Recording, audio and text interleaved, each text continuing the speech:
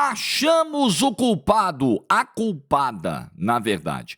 Não é o Edinaldo, não é o Dorival, não é o nosso atraso tático, não é a nossa desorganização, é a dona Premier League. Ela é a culpada. Like no vídeo, se inscreve, ativa o sininho, rumo a 340 mil inscritos por aqui. Presta atenção no que eu vou falar. Última semana do preço promocional no método BWay, o mais vendido da internet. Última semana, não vou vir com papinho aqui pra você e semana que vem continua, vai terminar nessa semana. Informação que eu recebi já na manhã de hoje. A semana é essa, para você adquirir com 57% off o método BWay e transformar sua vida, transformar sua carreira. Então são os últimos dias mesmo. Tô falando a verdade aqui para você. Corre, link na descrição e no comentário fixado. Você vai me agradecer essa dica e essa promoção zaça da Semana do Consumidor, que era semana passada. A galera esticou mais uma semana, mas ó, já deu. Termina essa semana. Corre, corre. Links na descrição ou no comentário fixado. Bom, eu gosto de entrar nos debates, mesmo sem estar neles, mesmo sem ser o centro deles. A partir do momento em que você emite uma opinião publicamente, você jogou a opinião para a arena, você está sujeito a opiniões contrárias, ou até opiniões que concordem, enfim, contrapontos, né, argumentos que vão rebater, ou que vão, né, referendar aquilo que você disse. É do jogo. E eu tenho visto colegas que eu gosto, respeito, assisto, e não só colegas, parte do público, torcedor da seleção brasileira de uma maneira geral, questionar, porque nessa hora a gente questiona tudo. Na hora da crise, a gente vai tentando achar as explicações. Nós estamos num momento de crise profunda no futebol brasileiro, grave, gravíssima no futebol brasileiro. Então nós vamos tentando achar as razões.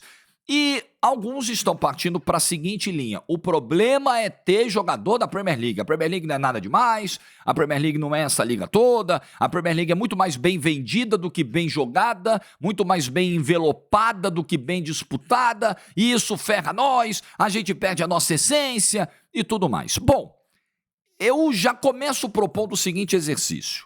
Vamos pegar a escalação da Argentina, a escalação que venceu o Brasil, para a gente ver se tem muito ou pouco jogador da Premier League, para começo da conversa. E aí, olhando a escalação, eu já vi 4. O Dibu Martínez, que joga no Aston Villa, melhor goleiro do mundo, joga no Aston Villa. Ele não joga numa potência da Premier League, ele joga no Aston Villa. O Romero, zagueiro, parceiro de zaga do Otamendi, joga no Tottenham, que não é um clube que ganha título todo ano, ganha Premier League todo ano, ganha Champions todo ano, não, né? Não me parece. O Enzo Fernandes joga do Chelsea, um clube que está em reconstrução, depois da saída do Abramovich, e o McAllister joga no Liverpool. Nós temos 4 jogadores da Premier League titulares na seleção da Argentina. Só que eu vou levar mais além essa discussão, porque se discute não só o fato de jogarem na Premier League, mas o fato de jogarem em clubes não muito importantes. A seleção brasileira não pode ter jogador de time mediano, de clube mediano. Então, muito bem. Molina, Depou e Álvares jogam no Atlético de Madrid. Ok, é um dos 3 principais da Espanha, mas atrás de Real Madrid e Barcelona, né? O nosso trio de ataque, o nosso trio mais importante, né? Não necessariamente de ataque, mas o nosso trio Rafinha, Rodrigo e Vini, esse trio joga todo no Real Madrid e no Barcelona. Nos maiores clubes do mundo, Real e Barça. Não tem um jogador do Real Madrid e do Barcelona na seleção da Argentina. Tem 3 do Atlético de Madrid. Tem 2 do Lyon. O Lyon, do John Textor. O Lyon também não é uma potência do futebol francês. Concordam? Tagliafico e Almada jogam no Lyon.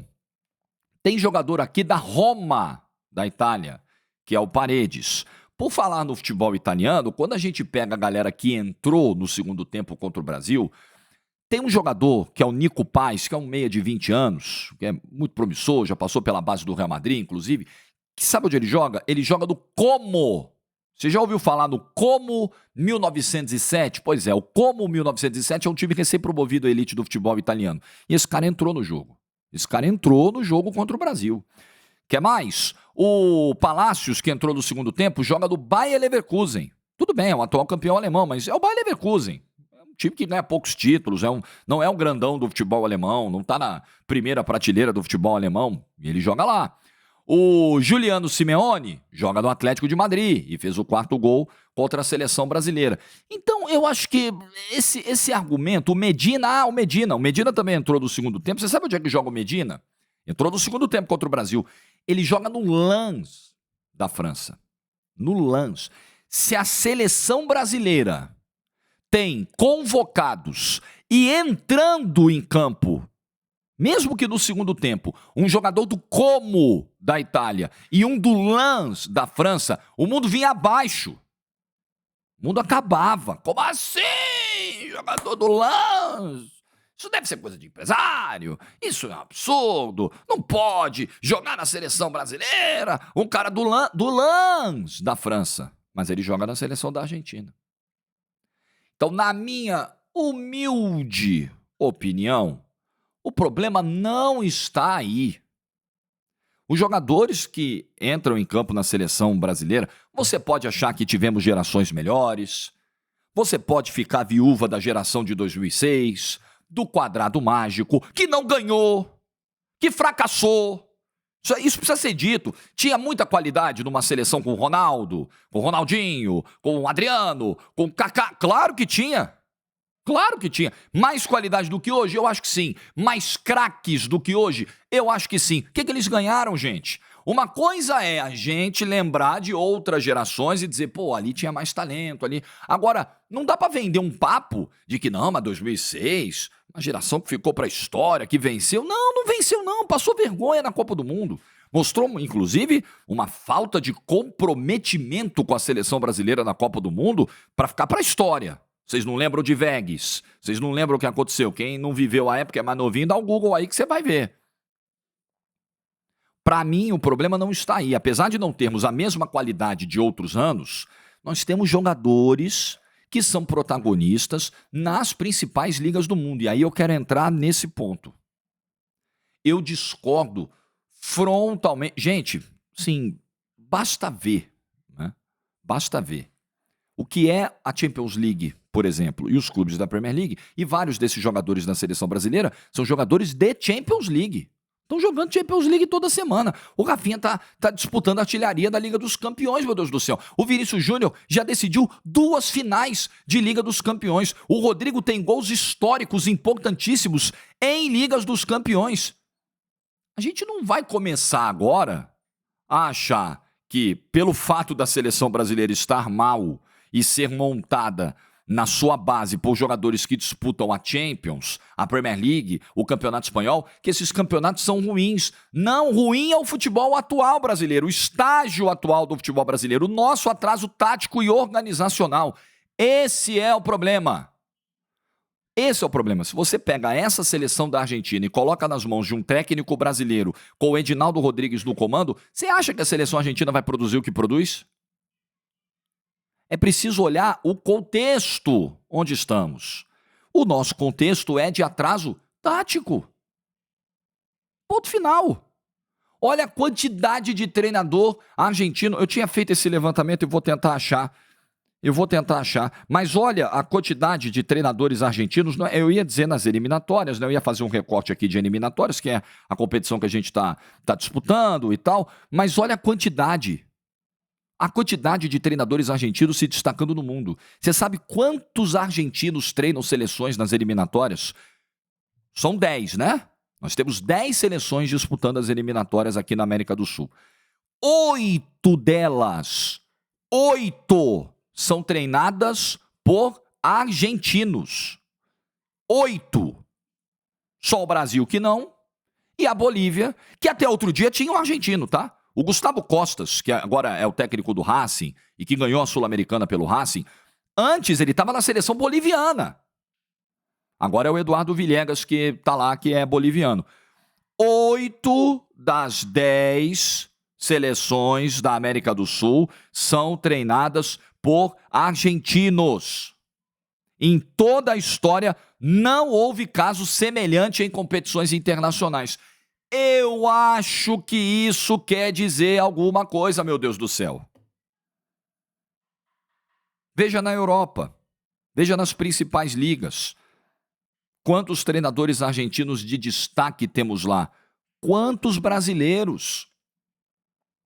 Desculpa, o melhor futebol do mundo hoje, no quesito tático, no quesito físico, estádios, gramado, calendário, organização, em qualquer aspecto que você quiser trazer para a mesa, o melhor futebol do mundo hoje é praticado na Europa.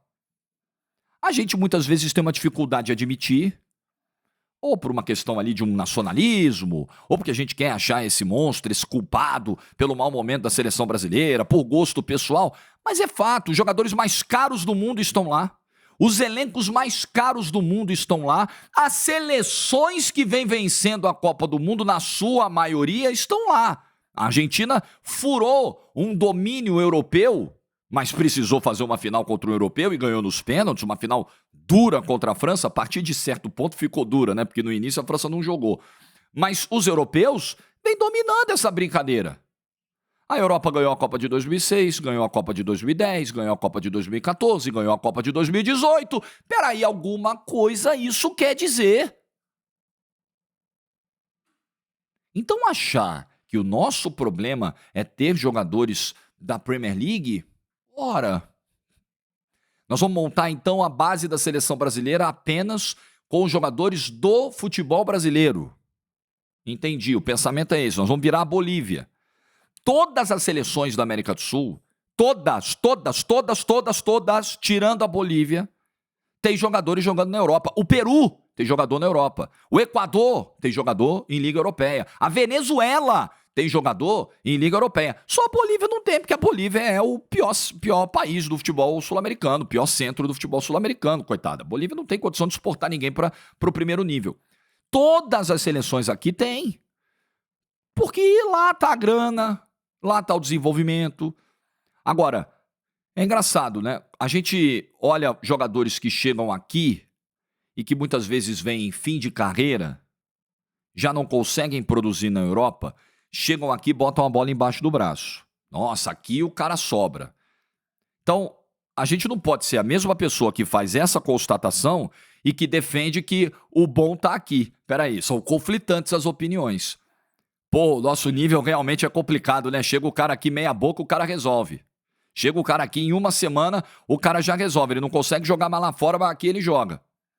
E aí, depois de fazer essa constatação, a gente quer defender que não se tenha jogador da Premier League e só se tenha jogador de Liga Brasileira? Vai dar certo isso? Tem lógica isso? Eu acho que não tem. Nosso maior problema está no atraso tático e no atraso organizacional, político do futebol brasileiro. Um calendário que é pensado para atender as federações. Antes de pensar nos clubes e nos jogadores, que são as peças fundamentais do espetáculo, que são os que fazem essa roda girar nesse mercado bilionário que é o futebol, a gente pensa na Federação Amazonense. A gente pensa na Federação Paraibana. A gente pensa na Federação Mato-Grossense. Não, nós temos que pensar neles. Nós temos que pensar em preservar os campeonatos estaduais. Nós temos que ajudar a Federação Paraense. Nós temos que ajudar a Federação do Rio de Janeiro. Nós temos que ajudar a Federação do Rio Grande do Sul. Começa por aí, numa lógica distorcida de prioridades. Então, é organizacional o problema. É estrutural o problema. Passa também, claro, pela qualidade, e aí eu vou tocar num tema que não é simpático, que traz dor de cabeça, que traz problema, mas, gente, desculpa, não fulanizem, não levem a coisa pro pessoal. É meu dever, eu preciso analisar, eu preciso opinar, é a natureza da minha profissão. Nossos treinadores hoje, os treinadores brasileiros, na média, no geral, não conseguem imprimir nos seus times e seleções um nível de jogo compatível com o que se joga no primeiro nível do mundo hoje. É uma realidade, gente. O Tite treinou o Brasil em 2 Copas do Mundo seguidas. Tite fez um bom trabalho no geral, mas dos grandes objetivos, que eram as duas Copas 2018 e 2022, ele acabou eliminado nas quartas de final para seleções medianas, que são no máximo da segunda prateleira da Europa. Mas, no geral, foi um bom trabalho na CBF e foi o melhor treinador brasileiro dos últimos tempos. Onde está o Tite? O Tite saiu da seleção tendo a certeza, isso é informação, tá? O Tite tinha a convicção de que o telefone tocaria de algum clube das 5 principais ligas europeias. E não tocou, porque o mercado lá fora não enxerga treinador brasileiro como uma opção viável para o primeiro nível. Você vai conseguir vaga lá fora na Arábia Saudita. Você vai conseguir na América Central, né? Na América do Norte. Pode ser que você consiga. E alguns outros países ali asiáticos e tal. Na Europa, no primeiro nível, esquece. Não vai conseguir. Então eu acho que isso diz muita coisa, eu acho que isso é revelador. Por que a CBF buscou o Ancelotti e agora está nesse papo de novo? E eu não vou cair nesse papo, porque não tem o menor sinal de que o Ancelotti vai largar o contrato que é até 2026 com o Real Madrid para vir pegar uma seleção brasileira à deriva e trabalhar com o Edinaldo Rodrigues. Esquece, né, galera? Mas se você quer acreditar nisso, tudo bem. Mas por que a CBF foi atrás do Ancelotti, ou sonhou com o Ancelotti, ou achou que o Ancelotti viria, ou quis passar essa vergonha para esperar o Ancelotti? Porque ela sabe. Ela sabe que aqui, meu amigo, aqui, sabe qual é o ponto? Vai trocar o Dorival? Amanhã tem a tal da reunião. O Edinaldo com o Dorival e com o Rodrigo Caetano. De repente vai cair todo mundo. Cai o Rodrigo Caetano, vai cair... Se bobear, cai todo mundo amanhã. Tá, beleza. Aí você vai trazer outro treinador do futebol brasileiro? Deixa o Dorival, pô. Pra trazer outro treinador brasileiro. A não ser... Sim, eu não tô aqui sugerindo nomes, tá? Não faço campanha pra ninguém. Eu não acho que é o momento de Felipe Luiz, tá? Para começo de conversa. Primeiro, eu acho que ele não largaria o Flamengo agora. E eu, se fosse ele, não largaria. Num trabalho que já começou muito bom. Num trabalho que pode ser histórico. Com um belo de um elenco nas mãos. Eu, de jeito nenhum, largaria o Flamengo agora. Primeira experiência dele nesse nível, no profissional. Ele ainda é um treinador que está adquirindo bagagem. A gente ainda vai ver como vai se comportar o Felipe Luiz no primeiro momento de instabilidade, porque virá, óbvio. Agora o ano começa. O Campeonato Carioca é lindo. Show, maravilhoso. O Flamengo foi lá, ganhou. Agora o ano começa. E teve a Supercopa que o Flamengo já ganhou também. Claro, importantíssimo título nacional. Mas agora é Brasileiro e Libertadores, meu velho. Agora sim. Agora a gente vai entender o trabalho do Felipe Luiz ainda melhor. A gente vai ver como o Felipe Luiz vai se comportar quando perder um clássico, quando passar 2, 3 jogos sem vencer, quando tiver uma crise, quando tiver lesões, quando tiver suspensões. Eu não acho que seja o momento de pensar em Felipe Luiz e nem acho que ele deveria sair do Flamengo. Eu, se fosse ele, jamais faria esse movimento agora. Agora. Então, não acho que seja. Não acho que o Rogério Ceni largaria o Bahia agora. O Bahia, no momento de uma volta à Libertadores depois de 36 anos, com o investimento crescente do Grupo City, com um trabalho de médio e longo prazo que está sendo feito para assumir essa seleção à deriva. Então, dentro do mercado, você não acha muitas opções, as boas opções, elas são poucas, e elas não se encaixam num momento de realidade do futebol brasileiro. Não fazem muito sentido.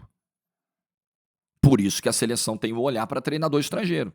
E por isso que eu acho que o Dorival vai ficar até o meio do ano. Para mandar o Dorival embora e trazer outro técnico brasileiro, deixa o Dorival, porra. Vai mudar muita coisa? Vocês acham que vai mudar muita coisa? Tirar o Dorival para trazer outro técnico brasileiro? Brasileiro, os que trabalham aqui no futebol brasileiro. Você vai trazer quem? Você vai trazer um Mano Menezes. Vamos pegar os técnicos aí de primeiro topo, ou que estão empregados, ou que estavam empregados até outro dia. Você vai trazer Mano Menezes? Não vai. Você vai trazer Renato Gaúcho? Não vai. Você vai trazer quem? Thiago Carpini? Dizem que o Edinaldo gosta do Carpini, não sei se isso é meme, se é verdade, que ele treina o Vitória, o Edinaldo adora o Vitória. Você vai trazer... Não, não vai. Você vai trazer o Cuca? Não vai. Esquece. Não vai. Então, sabe, você vai trazer o Roger Machado? Eu acho que o Roger Machado, tem visões de futebol muito interessantes, é um ótimo treinador, tem evoluído na gestão de grupo, mas o Roger Machado talvez esbarre no mesmo problema que o Dorival esbarrou, a seleção ser grande demais. Essa é uma das sensações que me passa do trabalho do Dorival Júnior. O Dorival teve dificuldades de lidar com a pressão da seleção, com a cobrança da seleção, com o tamanho da seleção brasileira, com o tamanho da responsabilidade. As próprias entrevistas coletivas do Dorival deixam isso claro. Então não tem opção, cara. Por que não tem opção? Porque o nosso mercado é ruim. Hoje o nosso mercado está em baixa. Os treinadores detestam ouvir isso. Teve muito treinador que já foi para a imprensa para fazer defesa de reserva de mercado, para impedir a entrada de estrangeiro aqui. Por quê? Porque eles estão vindo aqui e estão ganhando. Porque o Jorge Jesus chega aqui em 6 meses e bota o futebol brasileiro no bolso, faz história. O Abel chega aqui e em menos de um ano ele já bate campeão de Libertadores. O Arthur Jorge chega aqui, fica 9 meses, ganha Libertadores e Copa do Brasil.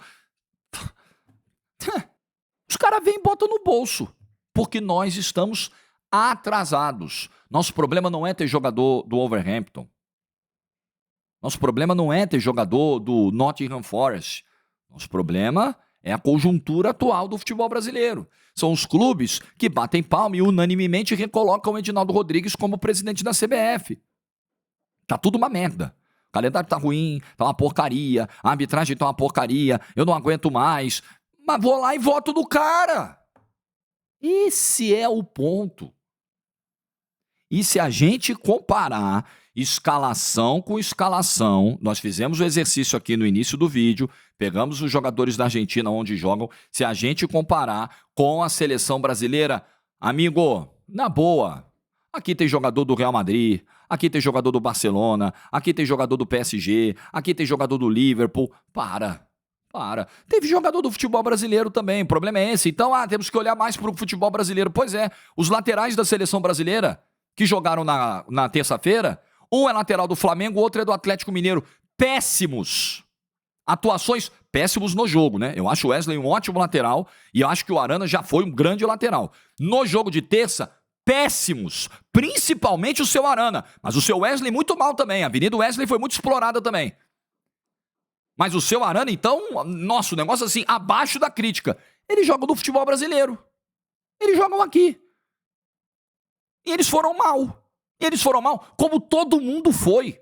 O Léo Ortiz entrou no segundo tempo, joga do Flamengo, joga demais. Entrou mal. Entrou inseguro, entrou nervoso, entrou errando, entrou mal. E aí? O problema é esse, então? Não é, cara. Claro que não é. O problema não é Premier League, La Liga, Campeonato Brasileiro. Não é. O problema é o nosso atraso. Enquanto a gente não se conscientizar disso, colocar o dedo nessa ferida... Pô, Jorge, como é que vai resolver no curto prazo? No curto prazo é o seguinte, tem que trazer um técnico estrangeiro. Acabou. Fim de papo. Tem que trazer um técnico estrangeiro para a seleção brasileira. É urgente. Todas as tentativas que fizemos foram superadas, ultrapassadas, não dá mais, não foram tão bem sucedidas assim. Tá na hora de tentar algo novo. Se você quer resultados diferentes, você precisa adotar métodos diferentes. Agora, para o longo prazo, qual é a solução? Qualificar o treinador brasileiro. O treinador brasileiro entender. Alguns poucos já entenderam. Outros tentam sentar no argumento cômodo de que somos pentacampeões e não temos que aprender nada com ninguém. O longo prazo se resolve da seguinte forma, o treinador brasileiro se modernizando. É olhar um pouquinho para trás e falar, onde é que a gente perdeu o bonde da história aqui? Onde a gente deixou de ser protagonista para ser engolido pelos caras? Onde a gente deixou de ter a Croácia como nosso saco de pancada para ser uma seleção que nos assusta e nos elimina de uma Copa do Mundo? Onde nós erramos para ver a Dinamarca hoje em 2025 jogar mais bola que o Brasil? Se o Brasil pega a Dinamarca hoje, o Brasil perde o jogo, provavelmente. Ou tem muitas dificuldades para ganhar. O que a gente perdeu no meio do caminho?